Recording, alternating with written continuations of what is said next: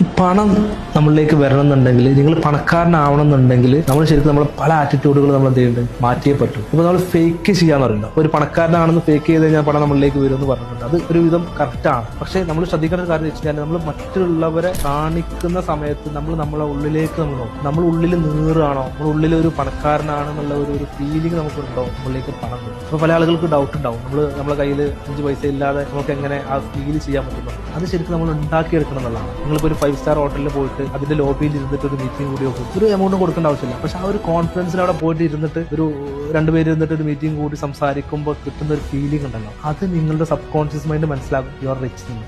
അതല്ലാതെ നിങ്ങൾ അവിടെ പോയിട്ട് താമസിക്കണം എന്ന് നിർബന്ധമൊന്നുമില്ല. അങ്ങനെയുള്ള ആ ഒരു അറ്റ്മോസ്ഫിയർ നമ്മൾ ക്രിയേറ്റ് ചെയ്ത് കഴിഞ്ഞാൽ നമ്മളെ ഉള്ളിൽ നമുക്ക് എന്താവും, നമ്മളൊരു പണക്കാരനാണ് അല്ലെങ്കിൽ റിച്ച് ആണെന്ന് തോന്നലുണ്ടാവും. അപ്പോൾ നമ്മൾ ഓട്ടോമാറ്റിക് നമ്മൾ പണം ഉള്ളിലേക്ക്. ഈ പണം നമ്മളിലേക്ക് വരണമെന്നുണ്ടെങ്കിൽ, നിങ്ങൾ പണക്കാരനാവണമെന്നുണ്ടെങ്കിൽ നമ്മൾ ശരിക്കും നമ്മൾ പല ആറ്റിറ്റ്യൂഡുകൾ നമ്മൾ എന്ത് ചെയ്യുന്നുണ്ട്, മാറ്റിയേ പറ്റും. ഇപ്പൊ നമ്മൾ ഫേക്ക് ചെയ്യാന്ന് പറയുന്നത്, ഒരു പണക്കാരനാണെന്ന് ഫേക്ക് ചെയ്ത് കഴിഞ്ഞാൽ പണം നമ്മളിലേക്ക് വരുമെന്ന് പറഞ്ഞിട്ടുണ്ട്. അത് ഒരുവിധം കറക്റ്റ് ആണ്. പക്ഷെ നമ്മൾ ശ്രദ്ധിക്കേണ്ട ഒരു കാര്യം വെച്ച് കഴിഞ്ഞാൽ, നമ്മൾ മറ്റുള്ളവരെ കാണിക്കുന്ന സമയത്ത് നമ്മളെ ഉള്ളിലേക്ക് നമ്മൾ നോക്കും. നമ്മൾ ഉള്ളിൽ നീറാണോ, നമ്മൾ ഉള്ളിൽ ഒരു പണക്കാരനാണെന്നുള്ള ഒരു ഫീലിംഗ് നമുക്കുണ്ടോ, നമ്മളിലേക്ക് പണം വരും. അപ്പൊ പല ആളുകൾക്ക് ഡൗട്ട് ഉണ്ടാവും, നമ്മളെ കയ്യിൽ 5 പൈസ ഇല്ലാതെ നമുക്ക് എങ്ങനെ ആ ഫീൽ ചെയ്യാൻ പറ്റുന്നു. അത് ശരിക്കും നമ്മൾ ഉണ്ടാക്കിയെടുക്കണം എന്നുള്ളതാണ്. നിങ്ങളിപ്പോൾ ഒരു 5 സ്റ്റാർ ഹോട്ടലിൽ പോയിട്ട് അതിന്റെ ലോബിയിൽ ഇരുന്നിട്ട് ഒരു മീറ്റിംഗ് കൂടി നോക്കും, ഒരു എമൗണ്ട് കൊടുക്കേണ്ട ആവശ്യമില്ല. പക്ഷെ ആ ഒരു കോൺഫിഡൻസിൽ അവിടെ പോയിട്ട് ഇരുന്നിട്ട് ഒരു 2 പേര് ഇരുന്നിട്ട് ഒരു മീറ്റിംഗ് കൂടി സംസാരിക്കുമ്പോൾ കിട്ടുന്ന ഒരു ഫീലിംഗ് ഉണ്ടല്ലോ, അത് നിങ്ങളുടെ സബ് കോൺഷ്യസ് മൈൻഡ് മനസ്സിലാകും യു ആർ റിച്ച്.